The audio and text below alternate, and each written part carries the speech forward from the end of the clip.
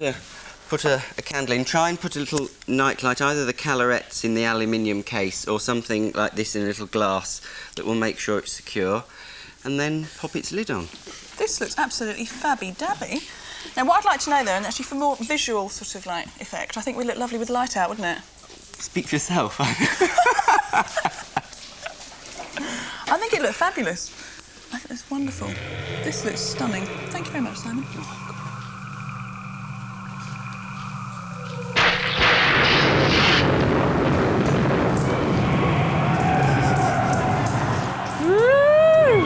Scary.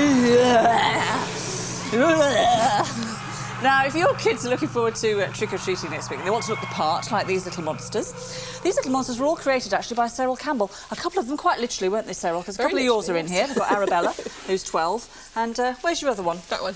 Here we are. This is Rory, who's 9, and we've got Edward, and we've got Daniel, and they're 9 and 6. And they're very good at acting, actually. They're very much in the mode. But I think, so we can sort of talk through how you did them all, we need to find out, first of all, who you all are. So who are you, as if we didn't know? I'm Frankenstein. Yes, you are, the aren't monster. you? Yes, a bit frightening, actually. And Arabella? I'm Cruella de Vil. Yes. And you've actually got cunningly concealed down there, actually. You've actually got a Dalmatian, but we'll see all that later. Because we'd like Arabella and Rory to disappear. And so if you'd like to toddle off back to your dungeon. It's Dan who's disappearing first. We're going to keep these two. OK, we'll keep these two then. Lovely. All right, so if you'd like to talk us through, lose the hunchback, like to talk us through what's actually happening.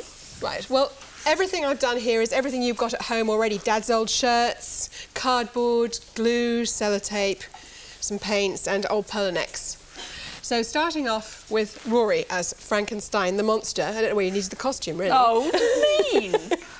We used an old cereal packet, but it's obviously got to be a big cereal packet, a sort of fat 42 Weetabix one, yes. That sort, which we've painted with ready-mixed paints, which I got from Smith's, but you could get from any shop as opposed to a powder paint. Here. Yeah.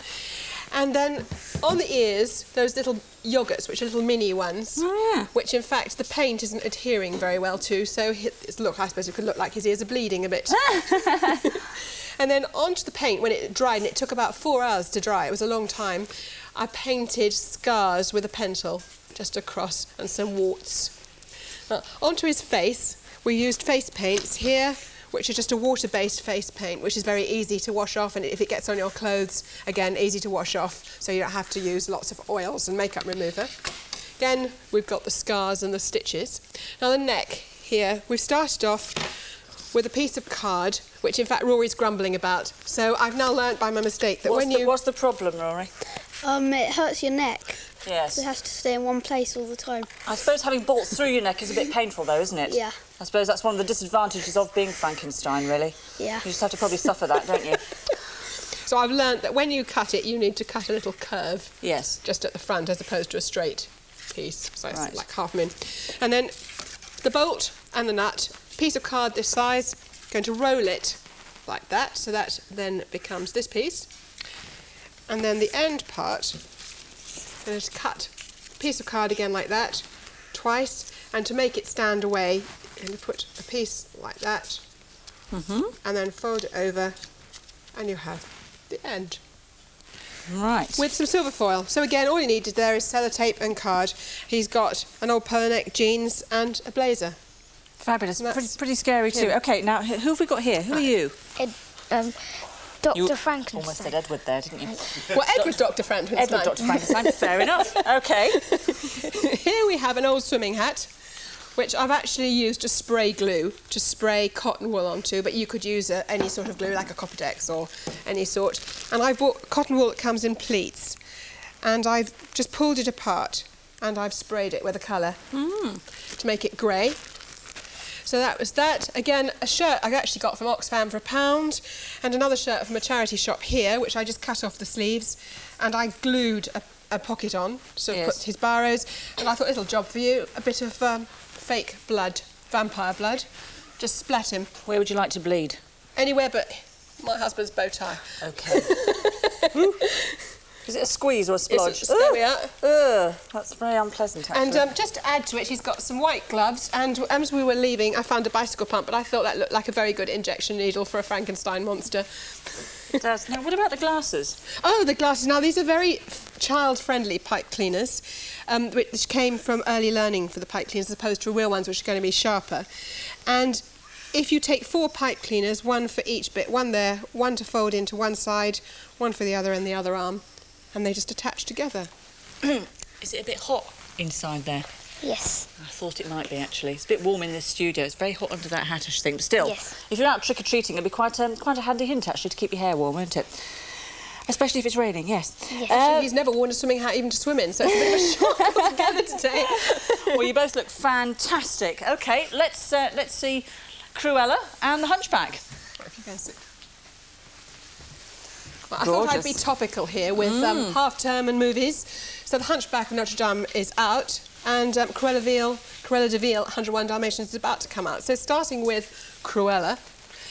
Cardboard, you could use white and paint the black part black, or just black card and white card. Fold it into a cone, glue it underneath, and the paw prints here, I've just taken some card and I've cut it into a circle and glued it on, and with 3 little ones.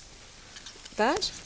The hair, I've used crepe paper, which when you buy it, it actually comes in that length. Then you just snip it up lots of times.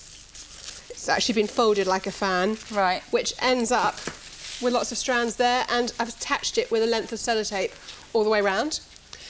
This is 2 pairs of leg warmers, which have been attached at the back with more paw prints and, not to forget, the claws. That's a bit of a throwback to Mother's 80s wardrobe, the leg warmers, isn't it, I think? Yes, they are in the dressing up box now. Yeah. I like the makeup, actually. The makeup, you get to wear very glamorous makeup if Here you're we've Cruella, just used ordinary. I have actually used real makeup as opposed to face paints here, so we're going to have an interesting time taking this off tonight.